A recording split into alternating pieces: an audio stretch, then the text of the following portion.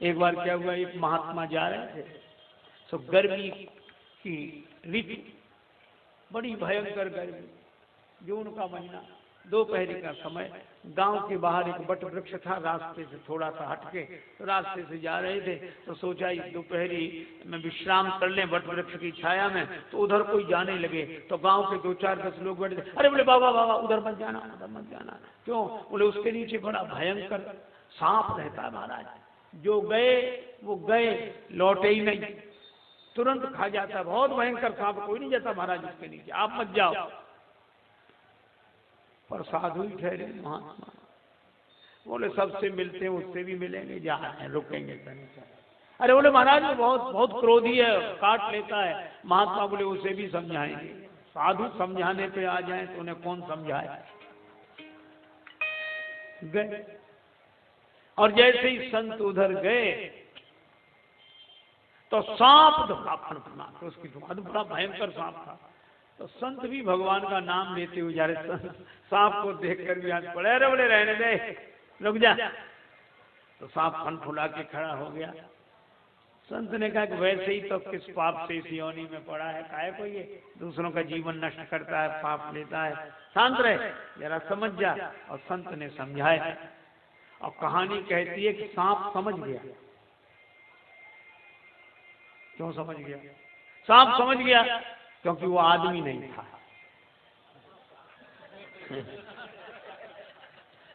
समझना तो मुश्किल आदमी का है, सांप भी समझ जाता है, समझ गया।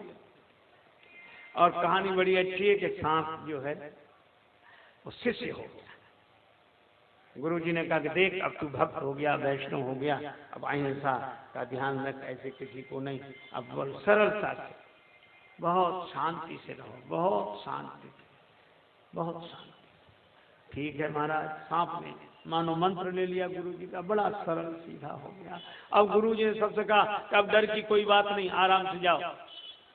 अब वो किसी से नहीं बोलेगा, दीक्षा ले ली, वो बड़ा सरल हो गया, सत्संग मिल गया।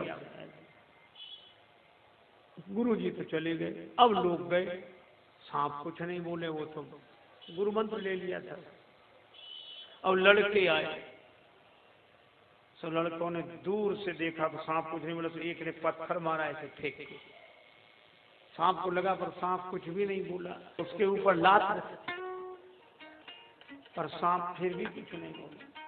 तो दूसरे ने उसकी पूंछ पकड़ ली, और पूंछ पकड़ के उसको ऐसे ऊपर उठाया, पर वो तो निश्चय कर चुका था गुरु वचनों में। अब वो लड़के उसको ऐसे ऐसे घुमा और पटक दे, वो फिर भी ना बोले।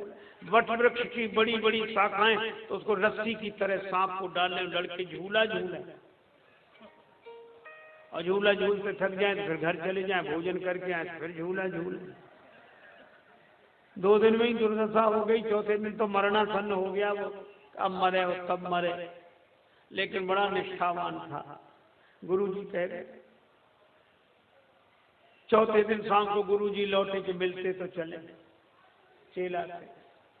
अब बहुत आवाज लगाए, चेला बच्चा कहाँ है, बच्चा दिखे ही नहीं कहीं। तो बहुत ढूंढा, मरणासन्न पड़ा था, बुरी दशा। गुरुजी को बड़ा दुख हुआ, बोले वत्स तुम्हारी यह दुर्दशा किस कुसंग से हुई है? सांप बोला गुरुजी बुरा मत माना, कुसंग से नहीं, सत्संग से हुई है। आपने कहा था कि शांत हो जाए, सरल हो जाए, सहज हो जाए, तो हो गए। तो देखे तो ये दशा है। गुरुजी बोले तूने हमारे उपदेश का मर्म नहीं समझा। हमने काटने के लिए मना किया था, फुफकारने के लिए थोड़ा ही मना किया था। काटोगे तो दूसरे को हानि पहुंचाओगे, और फुफकारना भी छोड़ दोगे तो अपनी भी रक्षा नहीं कर पाओगे। इसलिए दूसरे को मिटाना पाप है, अपने को बचाना पाप नहीं है, अपनी रक्षा करो। तो बोले गुरुजी आज्ञा है? बोले पूरी आज्ञा है।